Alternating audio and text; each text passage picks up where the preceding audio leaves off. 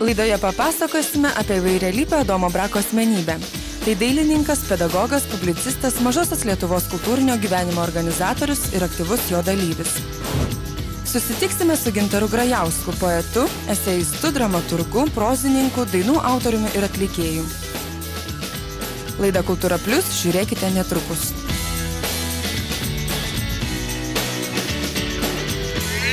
Sveiki! Šį pusvalandį Baltikum televizijos eteryje matysite Klaipėdos istorijai ir kultūrai skirtą laidą Kultūra Plius. Gintaras Grajauskas įvairiapusė ir spalvinga asmenybė. Tai poetas, dramaturgas, prozininkas, eseistas, dainų autorius ir atlikėjas.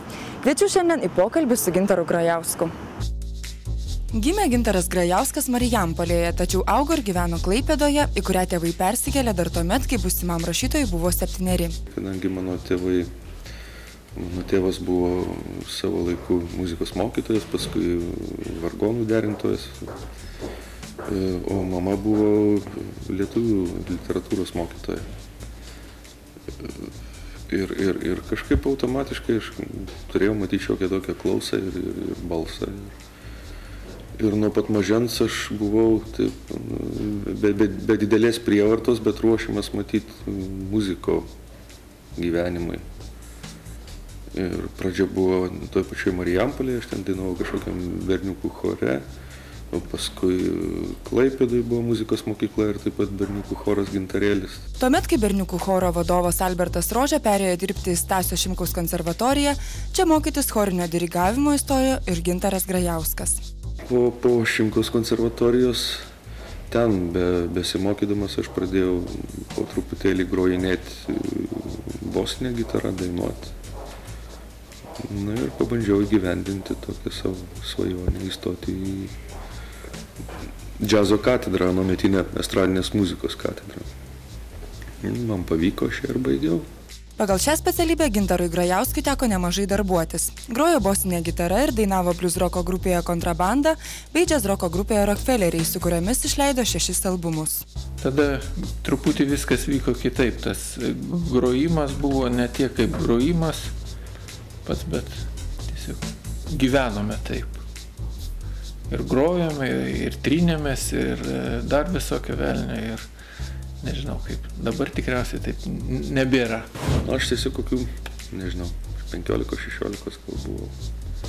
Kai aš pradėjau rašyti eilėraščius, prisiskaitęs visokių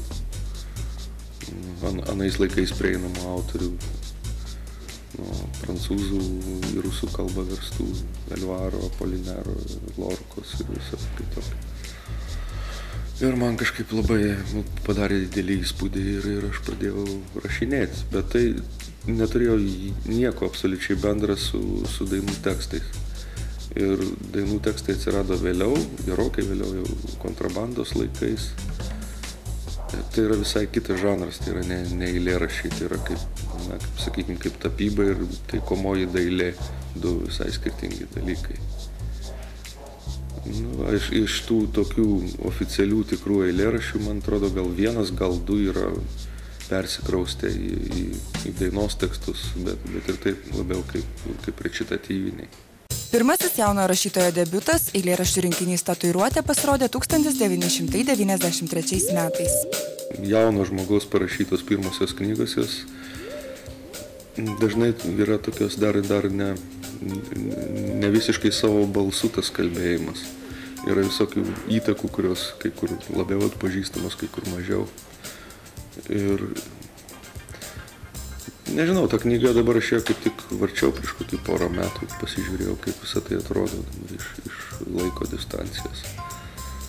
Visai įdomiai atrodo, kai kas labai miela, kai kur netgi tokių graudulį padvelkia, nes suprantu, kad šitaip naiviai, gal kiek nemokšiškai, bet šitaip švariai aš turbūt jau niekada nebeparašysiu, nes aš kitoks. Eilių užrašymas anot Gintaro Grajausko yra daugiau amato dalykas ir nors tai reikia mokėti daryti taip pat gerai, kur kas svarbiau yra eilėraščio atsiradimo momentas. Jie visi praktiškai nutinka. Tas padarimas yra antrasis etapas, kai reikia tą nutikimą užrašyti tiesiog. Nes praktiškai turbūt visi eilėraščiai, jie atsiranda nuo nuo kažkokio neaiškaus tvykstelėjimo galvoj, nuo neaiškios, neapibrieštos, net nežinau, pojūčio pamatymo, gal visų pirma pamatymo. Ir tai yra toks, sekundės daliai tau atsiveria visas pasaulis. Tai yra labai trumpas akimirksnis, toks, kaip kameros flešas, bet tuo metu tu viską labai gerai pamatai. Ir paskui yra kita problema visą šitą dalyką tiesiog užfiksuoti ir užrašyti. Ir užrašyti išvalant nuo nereikalingų emocijų, turi praeiti tam tikras laikas, turi būti laiko distancija, kad į tai galėtum pažiūrėti, tarkim, kiek įmanoma objektyviau. Aš negalėčiau kaip taip teisingai pasakyti, kaip kritikas literatūros ar dar kažkokie čia. Tiesiog man jinai priimtinai yra ir tiek. Aš suprantu, ką jis nori pasakyti, o ko daugiau reikia. Rašytojas yra išleidęs 6 eilėraščių rinkinius, tačiau jis neapsiriboja vien šiuo literatūros žanru. Atsirado eseistika. Eseistika atsirado turbūt kaip tam tikri galbūt komentarai tų mano eilėraščių, kurie yra parašyti. Tiesiog kaip bandymas pakomentuoti, paaiškinti, pasigilinti, nebūtinai giliai lendant į patį tekstą, bet būtent į tos, kaip pasakytų literatūrologai, stovėsenos dalykus, pasaulėžiūros dalykus. Ir tai vyko lygiai grečiai, tiesiog buvo rašomi eilėraščiai ir buvo rašoma eseistika. Kiek kitoks kūrybinis darbas buvo rašant gerokai didesnės apimties kūrinį, romaną Erezija, kuris pasirodė 2004 metais. Varginantis ir iš proto varantis sėdėjimas, čia jau niekur nedingsi, turi sėdėti ir rašyti. Čia ne eilėraštis. Ir nežinau, ir pati metodika truputėlį kita, nors jeigu maždaug nutuoki struktūrą, apskritai bendrus struktūros principus, ar muzikinę struktūrą, ar tarkime eilėraščio struktūrą, tai romanas nuo novelės ar nuo to paties eilėraščio struktūriškai jisai nedaug ko skiriasi. Gintaras Grajauskas šiuo metu yra literatūrinės dalies vedėjas Klaipėdos dramos teatre, tačiau susidurti su teatru ir drama teko dar studijų metais. Šiaip tas mano santykis su dramomis pačioj pradžioje jis buvo toks gerokai komplikuotas. Aš būdamas studentas dar parašiau keletą tokių pjesyčių. Vieno savo bičiulio paragintas. Ir paskui aš pradėjau pažinti tą teatro mechanizmą iš vidaus. Aš pamačiau, ką iš tos mano pjesės daro ir kaip man tada atrodė, taip turbūt ir buvo, kaip jie tiesiog gadina akyse. Ir tada aš pasibaisėjau ir ilgą laiką prie dramaturgijos neprisiliečiau. Kokie 10 metai turbūt. O paskui labai netikėtai tiesiog kažkaip žuvo vienas mano bičiulis per tą legendinį uraganą Anatolijus. Ir kažkaip, kaip paradoksaliai beskambėtų, bet turbūt šita žūtis ir įkvėpė mane būtent pjesės parašymą. Ir pjesė buvo iš esmės tragifarsas, nieko labai lyriško, nieko labai liūdno. Tai tiesiog toks pakankamai gyvenimiškas tragifarsas išėjo. Gintarui Grajauskui teko dirbti ir radijo žiniose bei Baltikum televizijoje, kur kelis metus teko kurti kultūrinę laidą Galerija. Ilgą laiką buvo dienraščio Klaipėda literatūrinio leidinio Gintaro Lašai redaktoriumi, kuriam rašytojas kuria tekstus ir šiandien. Gintaras Grajauskas nemažai keliauja, dalyvaudamas įvairiose skaitymuose, renginiuose, knygų mugėse. Pasaulyje yra be galo daug rašytojų ir net gerų labai nemažai. Ir tai yra žmogui, kuris, tarkim, nežinau, nėra iškėlęs kojos iš savo miesto ar iš savo šalies, tai gali būti nemenkas šokas, kai staiga supranti, kad tu esi čia, tarkim, miestelio žvaigždė, dar staiga pamatai, Tai tokių žvaigždžių turi kiekvienas miestelis, kiekvienoje pasaulio šalyje, ir ne viena, ir ne 10. Bet tai kita vertus vėl, gali tiesiog pasilyginti, pasimatuoti, pasižiūrėti, ko tu iš tikrųjų esi vertas ir padaryti tam tikras išvadas. Sako, savam krašte pranašu nebūsi, bet, ką žinau, turbūt esu žinomas. Aš geriau galvoju, kad aš esu bent jau Lietuvoje žinomas ir gal net kartais vienoje kitoje Europos šalių. O Klaipėdoje, tai nežinau, kartą esu negavęs mušti dėl to, kad mane pažino, jog esu muzikantas. Tai yra pripažinimas. Rašytojo kūriniai yra gavę ne vieną apdovanojimą ir įvertinimą Lietuvoje bei užsienyje, jam ne kartą skiriamos stipendijos. Šiaip tai reikėtų džiaugtis, kad rašytojo nepasodina į kalėjimą, neištrėmė ir tai jau savaime yra taip apdovanojimas šioks toks. Čia ne apie konkrečią šalį kalbant, bet apskritai rašytojai visą laiką yra tokie ramybės drumstėjai ir nuo senų laikų, nuo antikos jie valstybėje žiūri kreivai. Nuo tikrų valstybės vyrų iki, nežinau, paties Platono imtinai. Šiaip tai, aišku, premijos yra smagu, bet neįsivaizduoju, kokią premiją, žinau, kokią premiją turėtų būti, kuri pakeistų tavo gyvenimą, tai Nobelis. O visos kitos jos yra taip, aišku, miela, bet gyvenime jos nieko nekeičia. Kūrybinių savo planų Gintaras Grajauskas neišduoda, teigdamas, kad yra šiek tiek prietaringas. Po trumpos pertraukos papasakosime apie Adomą Braką. O dabar Baltikum televizijos eteryje reklama.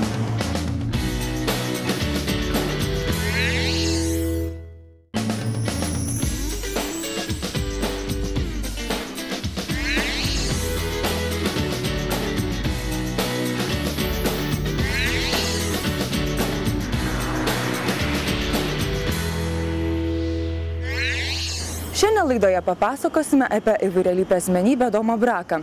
Tai dailininkas, pedagogas, publicistas, Mažosios Lietuvos kultūrinio gyvenimo organizatorius ir aktyvus jo dalyvis.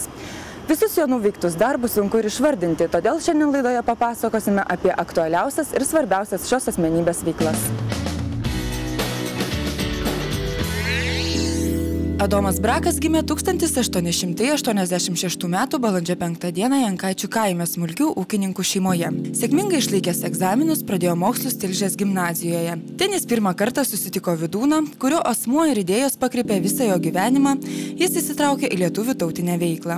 Pastebėti jo dailės sugebėjimai buvo gana anksti ir vėlgi atsirado gerų žmonių. Čia buvo toks leidėjas, rašytojas, Paršaitis, kuris tiesiog paskatino ir šiek tiek parėmė Adomą Braką tolesniems studijoms Paryžiuje. Aukštojoje nacionalinėje dailės konservatorijoje arba mokykloje galėtume tai pavadinti. Brakas Paryžiuje mokėsi kelis metus, bet be abejonės tas pabuvimas kitose kraštuose, pamatymas, kuo gyvena dailininkai, kas dailiai svarbu, buvo jam labai lemtinga. Mokėsi ir pas tokį garsų prancūzų enciklopedijos, rusų enciklopedijos iliustratorį Loewy. Taigi įgavo tam tikros labai vertingos patirties vėlgi iliustracijų ir grafikos srityje. Grįžęs Adomas Brakas apsigyveno Klaipėdoje Herkaus Manto gatvėje, vedė Mariją Labrencytę, kilusią iš Klaipėdos krašto ūkininkų šeimos. 19-20 metais 23 Brakas labai aktyviai įsijungė į klausimą, į kovą dėl Mažosios Lietuvos, dėl jos prijungimo prie Didžiosios Lietuvos. Tais laikais jam kūrybai nedaug laiko likdavo, tačiau nemažai iliustracijų yra sukurta. Pirmieji kūrybiniai darbai buvo dar studijų metais sukurti viršeliai Vydūno veikalams, iliustracijos Vinco Kudirkos raštams, Juozo Gabrio geografijos vadovėliui. Šie darbai išgarsino jauną dailininką, atkreipė dėmesį į jo kūrybą. 40-metyje jis iliustruoja istoriko Rimeikos, tokią trilogiją skirtą Lietuvos istorijai, ką kalneliai pasakoja. Ir Tai yra, laikoma šitos 3 knygos pagal Remeikos tekstus yra laikoma kaip tokia pati geriausia Brako iliustraciniai darbai. 1922–39 metais Adomas Brakas mokytojavo Vytauto didžiojo gimnazijoje, kur dėstė piešimą, buvo jautrus ir subtilus pedagogas, rūpinosi mokinių estetiniu auklėjimu, organizavo dailės būrelį. Dar ir dabar Klaipėdoje yra žmonių gyvenančių, kurie buvo Adomo Brako mokiniai. Jis labai įdomiai vesdavo pamokas. Jų pamokos, kaip tik Prichockis prisimena, kad buvo labai įdomius. Organizuodavo kiekvieną mėnesį geriausio darbo parodą, suruošdavo tą parodą, išrinkdavo geriausius autorius ir jiems duodavo bilietus į teatrą. Dar prieš Pirmąjį pasaulinį karą Adomas Brakas įsitraukė į politinį krašto gyvenimą. Labai žavėjosi Vydūno idėjomis. Dirbo visose tuo metu Klaipėdoje krašte veikusiuose draugijose. 1919 metais jisai buvo labai aktyvus draugijos Santara narys. O draugijų Santara tai kūrė kultūrinės, chorinės giedotojų draugijas įvairiuose miesteliuose ir Brakui dalyvaujant buvo sukurta Klaipėdos krašte labai daug giedotojų draugijų. Kartu su bendraminčiais jis buvo Klaipėdos krašto giedotojų draugijos Aidas steigėjas. 21 metais Aidos draugija jau turėjo 78 žmonių chorą. Ir iš kur jis atsirado? Pirmiausia, Adomas Brakas rinko, agitavo, kvietė ir pats chore dainavo. Jis turėjo labai gražaus tembro balsą, bosą. Brakas turėjo tokią idėją, jis tiesiog brandino tą idėją, kad reikia Klaipėdoje kurti muzikinį teatrą, operą. Ir štai Aidos draugijos ir Brako iniciatyva 1922 metais buvo pastatyta pirmą kartą Klaipėdoje muzikinis spektaklis Miko Petrausko operetė Consilium Facultatis. Draugijai Aida Brakas vadovavo 20 metų. Taip pat 1922 metais buvo įsteigta švietimo ir kultūros draugija Aukuras, kuri Klaipėdos krašte rengė koncertus, vaidinimus. Aukuro draugija tai buvo labai įvairialypė draugija. Jis steigė biblioteką, knygyną. Aukuro draugija daug nuveikė steigiant Klaipėdoje konservatoriją 1923 metais. Aukuro draugija daug prisidėjo steigiant Klaipėdoje operą. 1934 metais buvo pastatyta pirmoji Klaipėdoje profesionali opera Giuseppės Verdžio Traviata. Ir Brakas, aišku, irgi buvo vienas pirmųjų, kuris šitą stengiasi suorganizuoti ir jo dėka tai ir atsitiko, aišku, ir kitų žmonių. Pats Adomas Brakas režisavo daugelį pastatymų, pastatė per 100 spektaklių, iš jų 14 Vydūno dramų, kūrė jiems dekoracijas. Aukuro draugijos įsteigtoje Vaidyklos mokykloje Brakas dėstė meno istoriją. Skleisdamas lietuvybę jis važinėjo po kraštą, rengė tradicinės šventės Rambinę, Juodkrantėje, sakė kalbas, pasižymėjo kaip puikus oratorius. Jonijas organizuodavo Juodkrantėje, čia antai Priekėtės Piliakalnių. Vienu žodžiu, visur ir visada jisai jausdavosi tarp žmonių, dėl to, kad jis norėjo, kad visos tos tradicijos, kurias jisai mylėjo, gerbė ir išpažino iš senosios mažosios Lietuvos lietuvių, perėtų jaunajai kartai. O tuo metu jau Klaipėdoje daug kas į visą šitą lietuvišką palikimą žiūrėjo labai skeptiškai. Adomas Brakas labai daug prisidėjo ir rengiant pirmąją Klaipėdoje Mažosios Lietuvos dainų šventę. Tai buvo 1927 metai ir šita šventė tai buvo labai didelis laimėjimas lietuviškosios kultūros Klaipėdos krašte. Nes tuo metu šiaip ar taip dominuojanti buvo vokiškoji kultūra. Nuoširdus, tolerantiškas, atviraširdis žmogus, svajotojas ir idealistas buvo visų mėgstamas, mylimas ir laukiamas. Kada išvažiuodavo žmona iš namų, sakykime, išvažiuodavo į kurortą, tai Adomas Brakas į savo namus susikviesdavo visus pavargėlius. visus maitindavo, pinigus skolindavo. Ir kada jau sužinodavo, kad žmona grįžta, paprašydavo, kad iš mano namų išeikit, dėl to, kad grįžta žmona. O žmona buvo griežtoka, ji buvo čia kilus irgi Klaipėdietė, iš Lavrenciškių, Lavrencų giminės. Nu ir tokiu būdu Adomas Brakas susilaukdavo iš žmonės kartais ir didelių nemalonumų, dėl to, kad jinai buvo ekonomiškai, reiškia, stipri ir žiūrėjo iš stambios ūkininkų šeimos buvo, o Adomas Brakas buvo ne tik proletaras, bet į visas pusės žiūrėjo labai, labai lengvai. Svarbiausia Brako kūrybos sritis buvo knygų grafika. Bendroje 20-ojo amžiaus pradžios lietuvių dailės panoramoje jis iškilo kaip aktualių Klaipėdos krašto leidinių iliustratorius. Daugiausia dailininkas apipavidalino Vydūno leidinių, pjesių, knygų, kūrė viršelius, atsklandas, užsklandas, vinjetes, iliustracijas.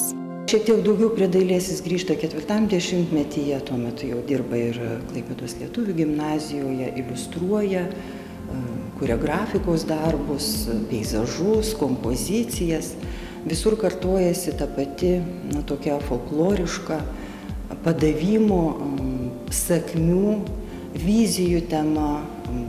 Tai ir Vydūno kūryboje besikartojančios vaidilutės, aukurai, tai yra gamtos motyvai, Rambyno kalnas nuolat jo grafikos darbuose, pajūrio pušys.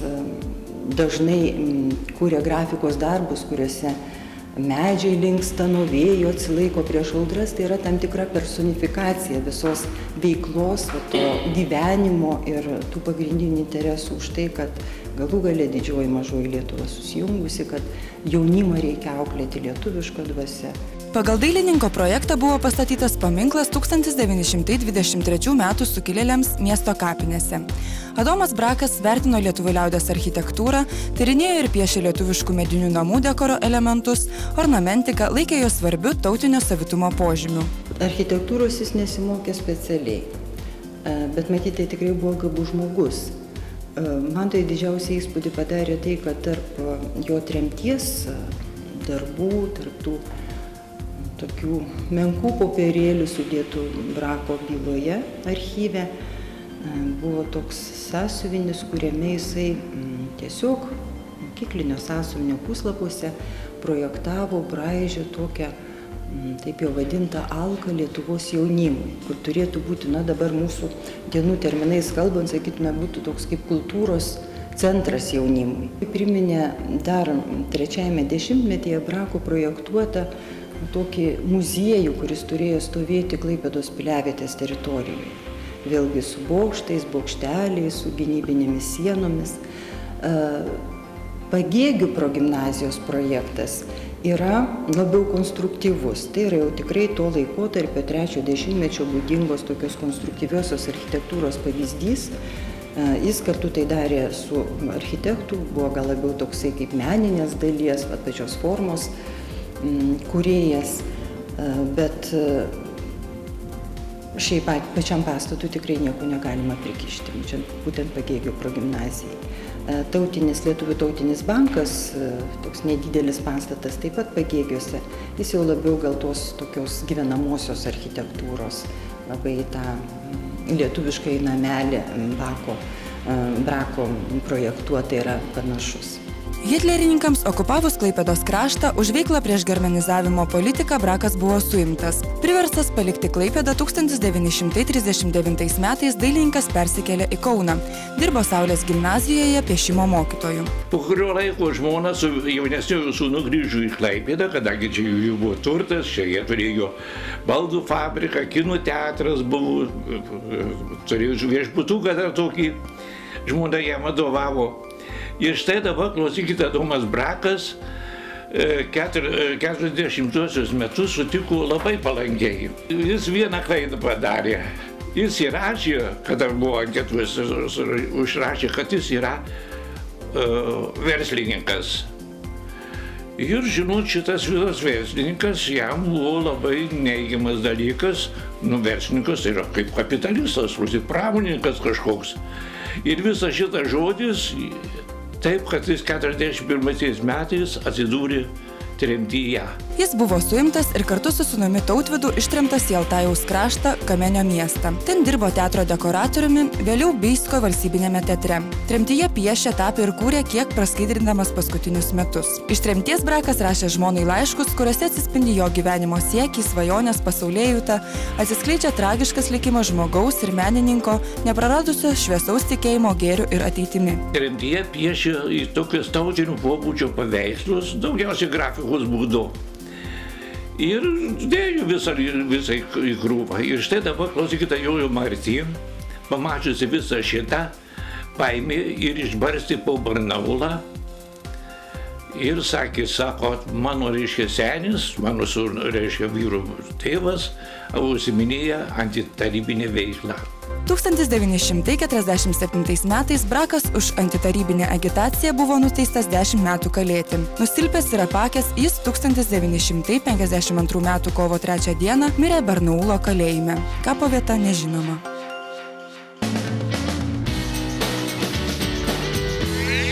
Klaipėdoje gausu kultūrai ir menui skirtų renginių. Noriu Jums pristatyti aktualiausias kultūrinės naujienas. Prano Domšaičio galerijos meno pažinimo centre Klaipėdos Martyno Mažvydo pagrindinė mokykla 11 metus organizavo respublikinį mokinių meninių projektų konkursą Knyga. Konkurso tikslas – skatinti moksleivius domėtis knyga ir jos kūrimo procesu, ugdyti mokinių plastinės raiškos gebėjimus išradingumą. Šių metų tema – oranžinio kamuolio užrašai.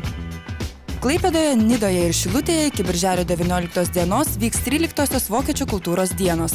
Tai didžiausias Klaipėdos Vokiečių bendrijos projektas, kuris Lietuvos pajūrio gyventojams ir svečiams šiemet padovanos 14 renginių. Viešosios Ievos Simonaitytės bibliotekos muzikos skyriuje atidaryta Klaipėdos siuvimo ir paslaugų verslo mokyklos mokinių, vadovaujamų Dano Andriulionio, Vaclavos Bičkienės ir Egidijos Brinkytės paroda Spalva, garsas, eilės. Parodoje dalyvauja 20 studentų, kurie pristato tapybos ir piešimo darbus. Viešosios Ievos Simonaitytės bibliotekos galerijoje veikia dailininko Dano Andriulionio paroda Triptikas kelias – Trobė akrilas aliejus. Nuo gegužės 16 dienos Klaipėdos kultūrų komunikacijų centro meno kiemo dirbtuvėse eksponuojami Klaipėdos universiteto menų fakulteto dailės katedros 4 kurso studentės Julijos Kasperaitienės grafikos etiudai vidiniai portretai grafika tapybiškai. Paroda surengta tęsiant etiudų parodų ciklą One Respite. Gegužės 19 dieną Ievos Simonaitytės viešojoje bibliotekoje buvo atidaryta fotografijų paroda Nepažintas Kazachstanas – gamta, žmonės, architektūra, kurią pristatė Kazachstano Respublikos ambasada Lietuvoje. Šiandien laidoje papasakojame apie Adomą Braką. Noriu užduoti konkurso klausimą susijusį su šia tema. Koks asmuo sutiktas dar Adomo Brako jaunystėje padarė didelę įtaką vėlesnei jo veiklai? Atsakymus siųskite elektroniniu paštu info@menugatvė.lt. Kitą savaitę burtų keliu iš teisingai atsakysiu mes išrinksime vieną laimingąjį. Jam padovanosime kvietimą dviems apsilankyti Klaipėdos koncertų salėje birželio 2 dieną vyksiančiame renginyje Dedikacija Klaipėdai. Praėjusioje laidoje uždavėme Jums klausimą, kiek Jurgis Zauerveinas gyveno Lietuvoje.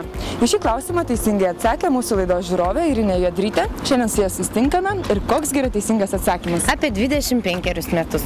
Taip, tai yra teisingas atsakymas ir iš kur jį sužinojai? Visada žiūriu Kultūra Plius. Labai smagu. Ir už tai mes norime padovanoti kvietimą dviems apsilankyti Klaipėdos koncertų salėje gegužės 27 dieną, kur vyks edukacinis projektas vaikams. Ačiū Jums labai.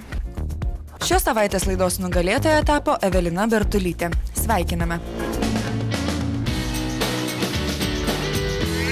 Tikiuosi, kad šis pusvalandis su laida Kultūra Plius Jums neprailgo. Linkiu Jums gero, kūrybingo ir džiaugsmingo savaitgalio. Susitiksime lygiai po savaitės Baltikum televizijos eteryje. Su Jumis buvo laida Kultūra Plius.